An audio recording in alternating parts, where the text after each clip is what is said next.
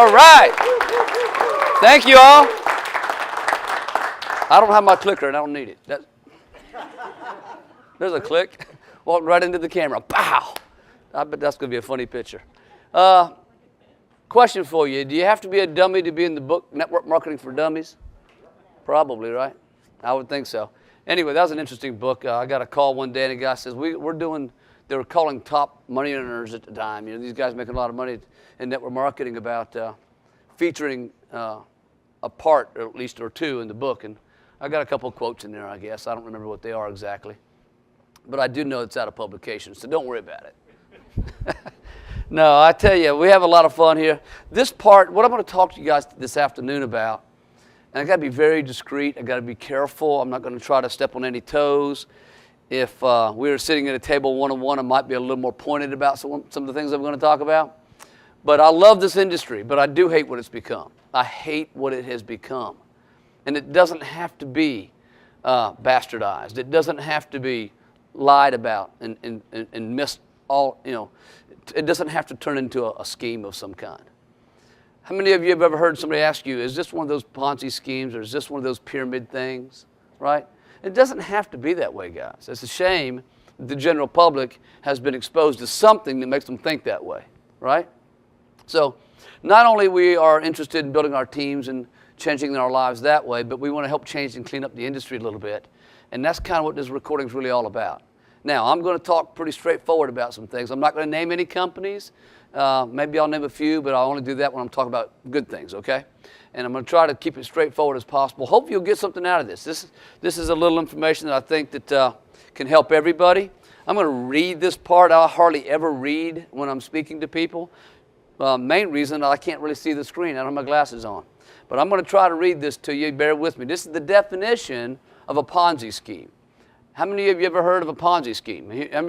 How many of you knew about Mr. Ponzi? That's a real man who developed this model, okay? And it's a really interesting model. I'm going to try to read the definition to you. A Ponzi scheme is a fraudulent investment operation that pays returns to its investors from their own money or the money paid by subsequent investors, rather than from profits earned by the individuals or organization running the operation. The Ponzi scheme usually entices new investors by offering high returns on their investment in the form of short-term returns that are either abnormally high or unusually consistent. Perpetuation of the high returns required and even and ever-increasing flow of money from new investors to keep the scheme going. The system is destined to collapse because the earnings, if any, are less than the payments to the investors. Usually the scheme is interrupted by legal authorities and it collapses, okay? So you kind of got a handle on that? You kind of log that definition in a little bit? Here's a pyramid scheme. Okay, now there's a difference between a pyramid and a pyramid scheme. There's a difference between an illegal pyramid and a pyramid, okay? So don't let people tell you, and I've heard this misused in the not medical, but the legal community as well. They'll call it a pyramid and they mean illegal pyramid, okay? So I'm a little sensitive about this because I really am proud to be associated with network marketing and one of these pyramids as they describe them, okay? So I delve in very quickly when someone brings that up to help them understand the difference between an illegal pyramid and a pyramid. A pyramid scheme is a non-sustainable business model that involves promising participants payments or services primarily on enrolling others into the scheme. It's called pay-to-play. Rather than supplying any real investment or sale of products or services to the public.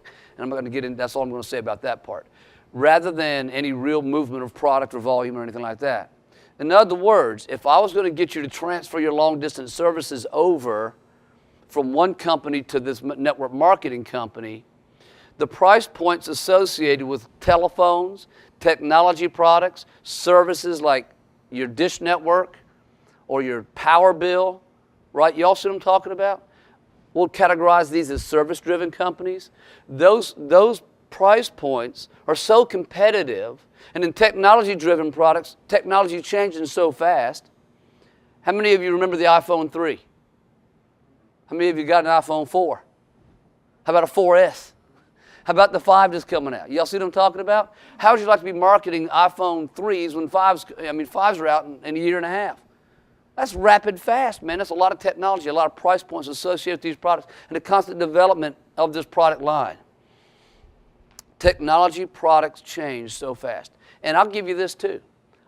Most of the technology-driven products, internet businesses if you would, most of them, any good IT team can develop them. They're not proprietary, they're not exclusive, they're just first mover advantages, all they got working for them. And if they don't beat everybody else in the race, there's 1,000 of them right behind it just like it. You take any good idea, penny auctions are real hot right now. There's about 5 different penny auction companies that I know of, and they're very moving all over, because it's like put money in and get money out and don't do anything, which is not, that thinking parallels, I'm not saying it, but it parallels a Ponzi scheme, right? Put money in, invest, get large sums of money back on the payment of other people. So on the payment of other people, what are we talking about? Can a product-driven company with real products and tangible products still be an illegal pyramid? Absolutely. For example, everything lives and dies on price points. You got to get this. This product right here, I have to be able to purchase and manufacture and develop this product at a price where I can still let you all sell it at the end user price and keep it in what we call fair market price points. It has to fit in the marketplace. So if you can buy like liquid vitamins, probably, I can pretty much guarantee you they're not as expensive as this. They don't have Shilajit, they don't have selenium, they don't have the expensive ingredients in here. I know the manufacturers, I talk to them all the time. I'm not trying to sell the product right now, but I'm telling you, this is an expensive, this is the Maserati or BMW or whatever. This is the Rolls Royce of products, it really is. And I know because I built it and paid for it and it's expensive. I could put all kind of fillers in here and eliminate a couple of these things and make a lot more money. I really could. Really, really could. But I don't. So anyway, back to this point. Even though it's the Rolls Royce, I still have to let you be able to take it to the marketplace for $2 a day. It can't be $5 a day. You see what I'm talking about? And if it is $5 a day and everything similar to it in the marketplace is at $2 a day, the regulators are going to say to me one day, Sean, why is yours $5 a day and everything like it in the marketplace is $2 a day? Why is that? You know what they're going to say? Pay to play, baby. You're charging people an absorbent amount. They're charging an absorbent amount just to generate money to pad the compensation plan. And guys, that's not legal in this country. 17 states right now it's currently illegal, and it's more and more coming on every day. Y'all see what I'm talking about? So when you're looking at this industry, and you look what it's become, you're going to find service-driven companies. And I'm going to name a few. ACN, Fortune High Tech Marketing, 5Links, Vitel's a new one out. How many of you heard of Lightyear? How many of you remember XL Communications a couple decades ago already? I think. 05, I think it died, somewhere around that area. Wow. At the deregulation of long distance, XL Communication was born. And they exploded. And everybody was transferring their long distance services over to XL. And Secretary of State of South Carolina and her husband he and his wife, Betty Miles, was a big piece of that. I could go on down the line. There's a lot of very credible people joining these service-driven companies. And the service-driven network marketers were saying no products to handle. No, because back then we didn't have the internet. And you had to buy product, be your own little mini warehouse, and ship it yourself. That's how product-driven companies were done just a decade ago. Now, because of the internet, that's a moot point because nobody has to touch product. You send people to your website, we ship the product for you, we being the company, and guess what? You get a check in the mail. Retail money. So everything's kind of non-tangible if you want it to be, right? We're all e-businesses today if we're smart, right? So, but these service-driven companies fall prey to this price point thing I'm talking about. You have to have 4 bazillion people who transfer their dish network over to make any money. They call it the bills. There's people in this room shaking their head that live there for a while. And, you know, it takes so many bills to accumulate any residual income. So how does the designers of these plans make the opportunity attractive for networkers and recruiters? What they do is they create these payment packages, $499 packages and $1,200 packages and $5,000 packages and all kinds of packages. And the majority of that package is paid out in commissions to the recruiters. You see what I'm talking about? So guys, as you're watching this video, if you're in the room tonight, just when you hear of other business models, other network marketing opportunities, or just incentive-based models online, they may not even fall necessarily under the direct sales rules or network marketing. You just have to understand that there's only a few companies out there really that's worth participating in right now. Out of the thousands, and I mean thousands. And how you can determine what that is, if you don't want to believe me, is understand the price points associated with your product. Look and see if it fits into a fair market price point in the marketplace. What kind of packages are they asking you to buy, and how are you paid off of them? Are you paid off of product volume, or are they putting some money in a recruiting bonus for you somehow? If they are, it's not if, it's just when. It's just a matter of time. Y'all with me? We work really hard. I give up a lot of money. I give up a lot of money in these products to make them work in the marketplace for you, so we can keep our noses clean, if you would.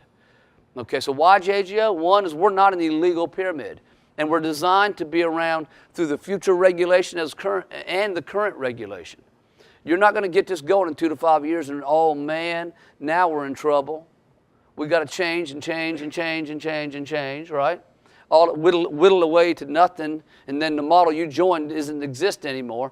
Even though, this is interesting what happens, those testimonies that you still hear up front of the room were made back when the model was way back when. You all know what I'm talking about. Some of you say yes to that, right? It's like, I'm making this money, but you know, I'm not really anymore, but I did. And I did it back when it was a $499 package or a $199 package or a $1,200 package or whatever. Y'all, this is big stuff, guys. The price points around deregulation, energy, anything technology-driven, anything software-driven, where you just got to write some code and you can launch the same model next week. If I wanted to launch a penny auction business, JGO could launch a very better designed penny auction business in 90 days. I've got that kind of IT people in my pocket, right here in this company. I'm serious. We could do it. I wouldn't do it, but we could do it. Okay? And you guys would make a lot of money real fast, and we'd be trying to figure out what to do next quick. Okay? I just heard that one of those big penny auction businesses just bought another network marketing company to prove my point. Okay? I mean, I just made the point right there, if you understood. Product-driven companies. All billion-dollar companies, all of them are product-driven companies. Don't take my word for it. Don't even believe me, guys. You're watching this? Don't believe me. Do your own due diligence. Go find out what companies are the billion. See, as the CEO of JGO, I'm not interested in another multi-million-dollar project. I've built several of them. I am interested in a billion-dollar campaign this time. A worldwide, global business. I'm not interested in just playing around. I'm 52 years old, Mary. Where are you? I'll be 52 in October. But anyway, I'm not interested in playing around. I'm not going to mess this up just to make a bunch of money real quick. Y'all see what I'm talking about? Man. Gimmick-driven companies. There's a lot of gimmick-driven companies out there. I can't hardly talk about these too much without mentioning some examples. But there's a lot of gimmick products. I'll talk about some of the older ones. How about the laundry disc? Anybody ever hear of the laundry disc? I'm dating some of you. Neil, a couple of Jay. They used to sell this thing like a CD. And this was a gimmick product. In fact, they were shut down eventually. But you paid a ridiculous amount of money for this laundry disc, and you got like 12,000 washes out of it. Oh my goodness. And I mean, that thing went through the industry like penny auctions are today. Just amazing. Are y'all with me? Laundry disc. And it was not a real product. It didn't really do anything. Just junk. Am I the only one that remembers that? Anybody over here? Jay? A couple of you? About 5 of you. Neil felt, Neil said it sounded good to me. I'm in.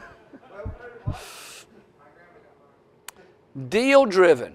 You'll hear this, man. I had a professional that I was working with the other day tell me about my network marketing deal. Are you in one of those deals? He's an advertising person. And I can't wait to talk to him about, I'm going to tell him very quick and pointedly, but politely and professionally, that we aren't in a deal. I didn't put $2.5 million in a deal. Y'all got the point? I mean, this isn't a deal.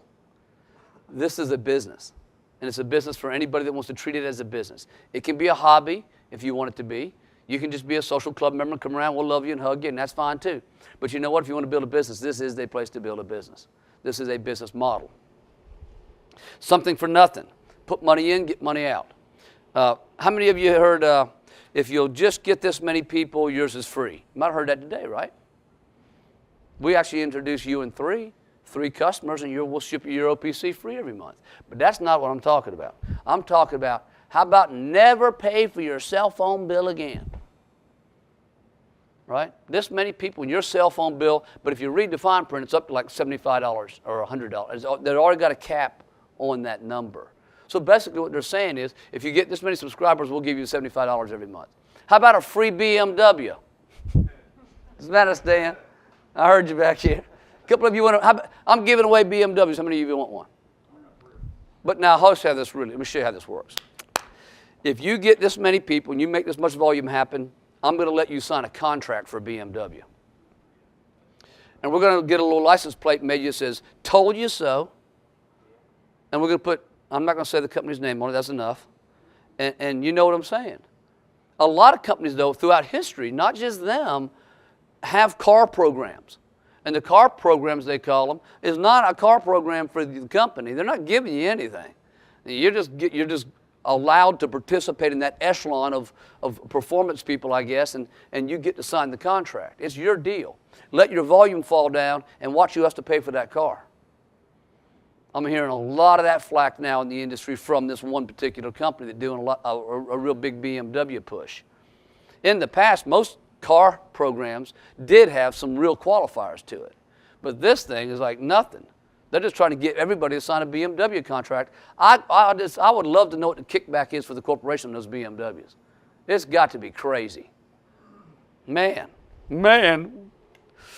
It's a mess out there, guys. Mergers and acquisitions, a lot of that going on. I just heard that one of these big penny auction companies bought another company. I mentioned that a minute ago. And there's other penny auctions. I mean, I deal with a lot of generic people in the industry. I mean, you got to remember, I own HomeBusinessGo.com or Home Business 2 Incorporated. Home Business 2 Incorporated is a consulting firm to the network marketing industry. My business partner in that is down in Nashville, and he runs it basically. I don't do anything there anymore. I'm focused on building the JGO business and the CEO here. But that's still alive, and I still keep a lot of insight and a lot of contacts and a lot of conversation with people in the industry. And I'm telling you, it's a mess out there, video people. It's a mess. And I'm going to give you the answer to that in just a moment. But mergers and acquisitions, an older one is TPN, the People's Network, which was like personal development, Jim Rohn, Dr. Waitley, Les Brown, Zig Ziglar, all these great people on TV. Now, how great is that? It's a great concept, great idea. Some of you in the room were members of TPN. Great idea.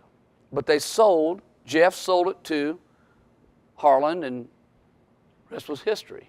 Now Harlan sold his company to someone else. So in the history of being a representative with these companies, you would have went through 2 acquisitions at a minimum right now today. And you know what happens in that situation? Everything gets redesigned and everything gets changed, and you wind up moving away from the heartbeat that built the team to begin with. And I've just never seen that work long term. Now, when it's so big and it's so massive, and it's listed on, the stock exchange, and it's a publicly traded company, and the board of directors are running it, we're talking about a little bit different scenario there. It's hard to kill those, but they can die too. Okay, they can die too. Or they can go non-MLM and be a more traditional model, and that happens a lot on these merger and acquisition companies. I'm telling you now, it's never been my plans, and I'm not going to do it. Maybe the people who live after me might do it, but I'm not selling JGO. I've had many opportunities to do other things and take a lot of money for what I've put together here and merge it with another company, and I just don't, that's not in my, I don't see that happening. That's not what I did it for, right? That's not why JGO exists. Solid principles and laws. How about Amway? How many of you have heard of the big A, Amway? Altacore.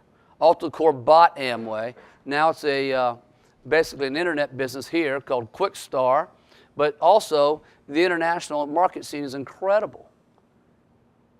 They did over $1 billion in September. $1 billion month. I'm not going to try to argue with that, are you? That's like they're the biggest, one of the biggest companies in the world, all through direct sales and incentivized marketing. Okay, now it's an archaic model. It was put together in '51 by J.G. Bernando and Rich DeVos, and it came together. It came out of California Vitamin. They were independent reps, and they bought a position. They bought a company. They wound up buying the company, and it's all the rest is history. The American way, Amway.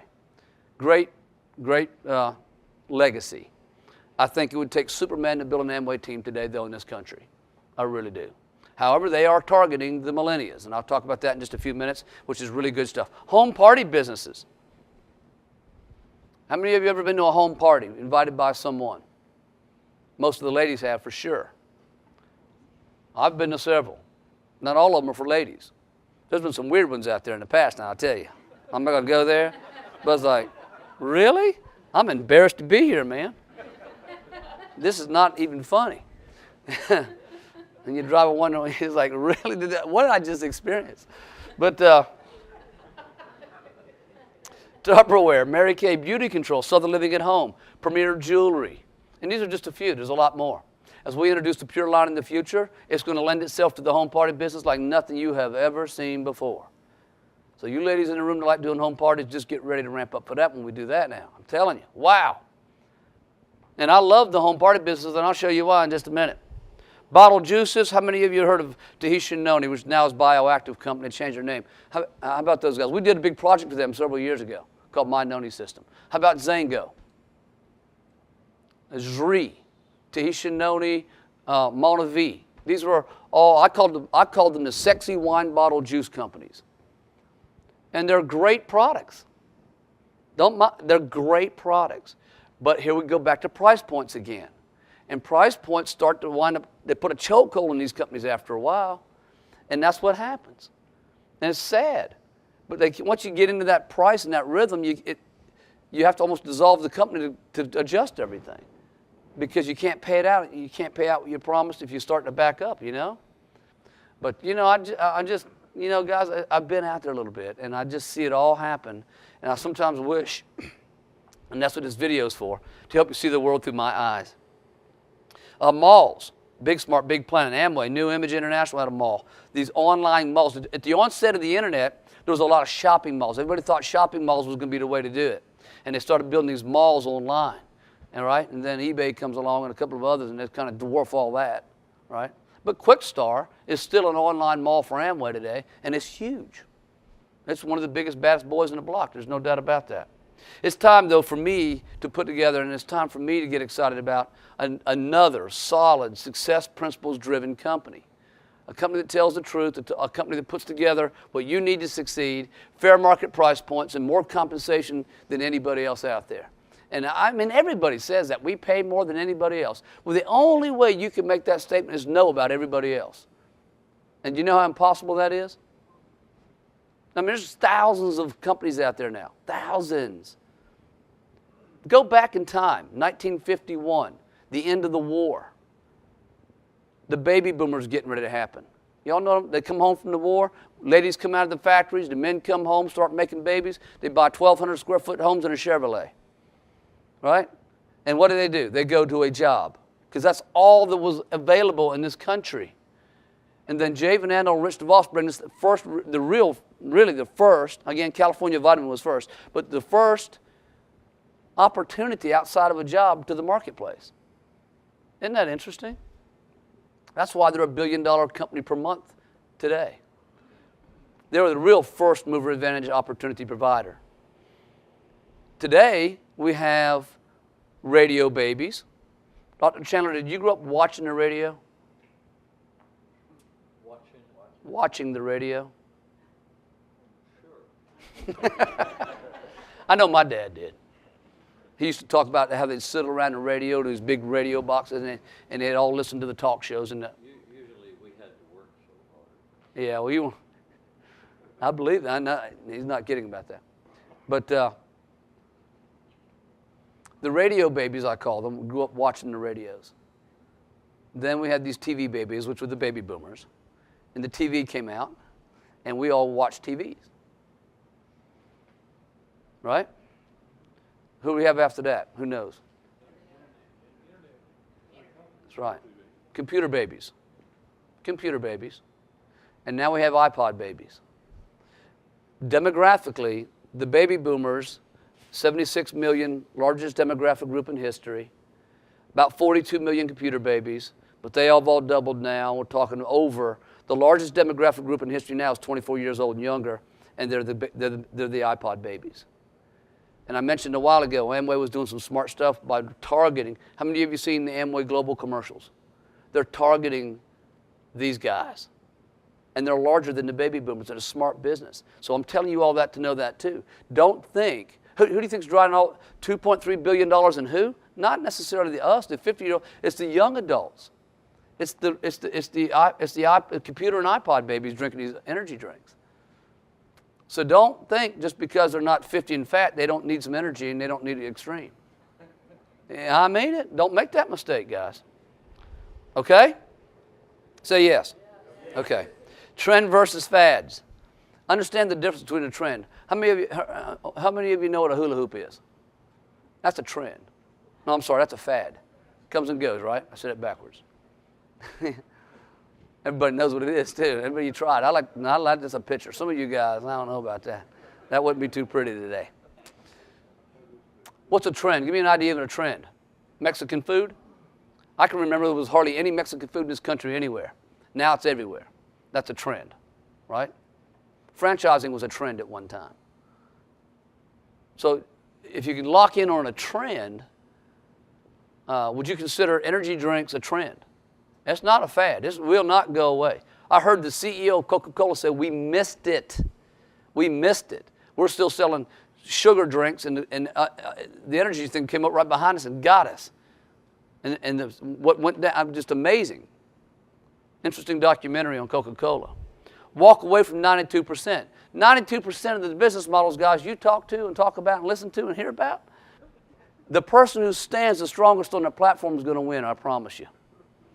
It's called, the Japanese call it zanshin, overpowering one with your self-confidence. I don't care what you have. Act as if you're the CEO and you spent $2 million on the deal, on the business, excuse me. Y'all with me? It's easy to say these wrong words. Now, do you even care what else is going on? If you've done your due diligence and you've done your homework right, it doesn't matter what anybody else is doing. There's some other good opportunities out there. Success systems will not change. The 3 14-day, 29-day call is not going to change. Don't wish it was easier, wish you were better. What we teach here is systematic marketing. If you'll do the do, success will come to you. If you'll just do it, you're going to have it. Right? And if you only get one name instead of 20, is it the system or is that you? Say it. It hurts, but I know you got to say it. It's you, baby. It isn't because this guy over here is getting 20 names. How'd that happen? Same script, same letter, same product. How they building it, I'm not. It's not it. It's you. It's in the mirror. You got to get in the mirror and fix that. And if you can't, get someone to three-way them for you and let them do, whatever, figure it out. I'm going through this very quickly. In the U.S., 3% are independent. 97% are dependent. Where's Ray Popham? He gave me that. I loved it. 3% of the people in this country are independently wealthy. Independent means independent. They don't need anybody else, government, family, friends, or neighbors, to live and have plenty of money to live. They're basically living off of their own money. The money's working for them. They're not working for the money. Anybody in this room that's working for their money is part of the 97%. That's nothing to be ashamed of. It's very admirable to hold down a good, solid source of income somehow, and pay your taxes and pay your, keep your family alive and do all this stuff.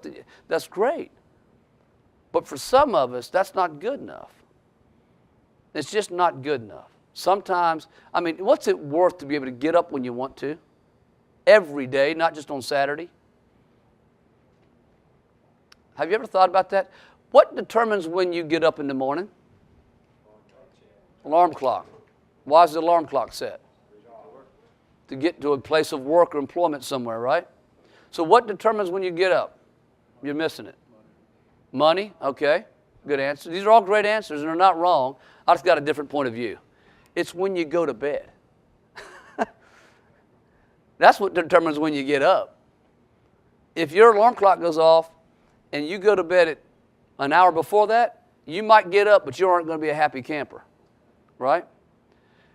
To a healthy person, 8 hours before you get up is when you go to bed usually, or whatever, and that's when you go to, here's what determines when I get up, when I fall asleep.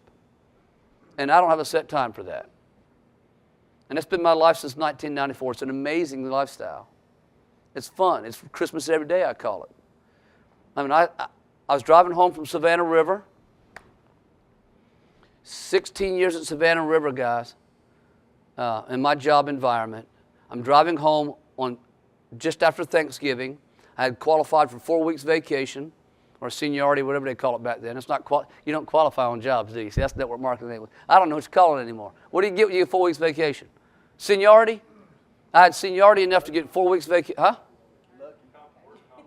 Work compensation. I had got enough work compensation built up where I could have 4 weeks vacation. I'm driving home, and I think, wow, this is going to be cool. I don't have to get up except when I want to for the next 4 weeks. I can stay up as late as I want to and hang out with whoever I want to, go wherever I want to. I don't have to be here anymore for 4 weeks. And it's like, and then I thought to myself, what would it be like if I could live like this every day? What would it be like if it could be Christmas vacation was what I was thinking, Christmas vacation every day? And then I heard a Jim Rohn cassette tape on the way back from Florida not long after that, and that's when it started. So I don't know where your spot is or where you're going to be and what's going to connect for you, but make sure when it does connect that you're not chasing some pipe dream that's going to let you down in 2 to 5 years. You got to plug into a solid product-driven company, guys. It's got to be. That's the only thing that stands the test of time. We are 30 years from me. I'm going to be a little older than I am now 30 years from now, but I'm going to give it up probably to pass that baton on to someone else around that time. Okay? But we've got all kind of stuff laid out for the future. Okay? We're not here to be a 2 to 5 year run. In 2 to 5 years, you should have your team built, but we're not a 2 to 5 year run. You understand what I'm saying? Okay? I love the industry. I hate what it's become. I told you about that. Let me prove something to you. Check this out, guys. Okay, I'm going to challenge all of you. You now have the desire, I'm going to bestow upon you with this magic wave of my hand, you all now want to own your own network marketing company. Not as independent representatives, but you want to start and build your own network marketing company. You have now been given the privilege to do that, but it's going to cost you $2.5 million and many years of your life to put it together. You have to watch the industry, you have to understand the industry. You're going to have to do your own due diligence. You're going to have to be as thorough as you can be, and you're going to have to watch the economy and wait for the economy to turn bad before you release it like we did this past January. By the way, that's part of the answer why we did not release this yet. I've been waiting for the economy to get real bad because incentive-based businesses historically explode in down economies. This is the 2011 Direct Selling News Global 100, top 10 companies. On that list is Avon, Amway, Herbalife, Nutrera, which is a foreign company, Vorwick, which is a German company, Mary Kay, Tupperware, Oriflame, also a German company, New Skin, and Belcorp. I think that's in Peru. Check this out, guys. Every one of them, they grew significant percentages, and that's what this column is on the right over there. I want to show you something else. Again, I'm only focused on the billion-dollar companies. I'm not interested in a multi-million-dollar project.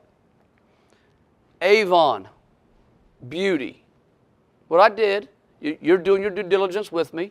I just wanted to know what kind of product or services the billion-dollar companies sold.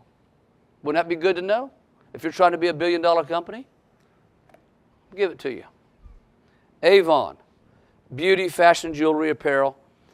How many of you know what the name of the skin care line and beauty control stuff is over there? Not beauty control, but Avon. We all know what Avon is, right? $11.3 billion last year. That's almost $1 billion a month. That's pretty good, right? Amway, $10.9 billion, just right behind Avon. Cosmetic, personal care, wellness, food and beverages and stuff like that. Herbalife, cosmetic and personal care. This Nutrira Cosmetico out of Brazil. Cosmetics and personal care. Out of Germany, Vorwick, I can't pronounce that properly, it's German. Cosmetics, Mary Kay, we all know what that is, right? Cosmetics and personal care. Number 7, Tupperware. How many of you know what Tupperware sells? Tell me. Tupperware. What is Tupperware? Plastic dishes, utensils, kitchen utensils. Wrong. Well, yes, but that's not all. How many of you know the reason on this list they bought beauty control? Beauty and personal care, Tupperware. How about that? When I saw this, I thought, no, that's wrong. I'm wrong. My calculations are wrong. I saw Tupperware on the list. I'm not going to sell plastic dishes for JGO. And then I thought, oh, how wow. And then I saw that it had beauty on here. Okay? Oriflame Cosmetics from Luxembourg. I think that's what it says. Beauty. New Skin. Cosmetics, personal care. Number 10, Belcorp from Peru. Cosmetics and personal care. You think you might want to get in the cosmetic and personal care business? The negative person is going to say, oh, everybody's already doing it. Right. How many of you know about vanity products and the value of marketing vanity products? The difference between need and want. Products that people need, not necessarily, want, not necessarily need, but they need them too, right? What if you can create a need and a want in the same product line? How many of you need the detox and get away from poisonous chemicals like in the Pure line? How many of you need the OPCs in the Extreme? These are not just want products, they're need products. So we've married want and need in the same product line. It's very, very valuable. There's the list that I just read you, and I apologize that you can't see it. I really hate that because I took a lot of time putting it in back there and it didn't work. But that's why I don't do PowerPoint slides. Does this make sense, guys? Understand the different types of products out there. Gimmick-driven, product-driven, service-driven. And I'm going to leave you with this. If you want to be successful, and this is a fact, not my opinion, guys, I'm telling you, it's a fact. Every premier networker that I talk to, anybody that's making all the big bucks you guys hear about, and there's some of you in this room, every one of them have planted their flag. They're not distracted with 45 other things. And when something comes up, they just don't even talk to it. They talk to their company. Their language is all about what they're doing and why they're doing it. There's a prevailing concept out there that I've got to know about everything they're doing. If you show me yours, I'll show you mine. Let me learn about that to see if, so I can convince you mine's better. I don't play that game. I don't care if it is better. Better's a moot point maybe anyway. Define better, right? What's better? If I can show you the numbers in my math model, you're not going to beat that because I know what I've had to do to make it happen, and I know what the other CEOs are not going to do to make it happen. I know they're not going to give breakage away. I know they're not going to give up money on this product so they can break a little bit more positive on this product. They're not going to do it. They're just going to do this stuff. They're not going to do it. I've sat at the boardroom and the tables with them. They're just not going to do it. They've taken my advice and threw it out the window and told me to leave. Okay. So we'll just build our own, right? Does it make sense? Yes. I hope it helps a little bit. The ones who win, the top leaders always focus, put blinders on, and go. They go to 3 to 5 years and they turn around and they've got tens of thousands, if not hundreds of thousands, of representatives and customers on their teams. And they're drawing a strong residual income from what? the movement of product, fair market price points product into the marketplace. Not gimmicks and gadgets and technology and service, deregulation, this, that, and the other. Those companies have charted some numbers for a while, but they all cease to exist after a while. And I don't want you to get caught up in a 5-year mess. It's too important for me to do that. I want to hand this baton off to Tracy and Hannah and whoever. Your children are too important for that, right? Okay, guys, we appreciate you coming out this evening. Let's go get something to eat. I don't know where that is.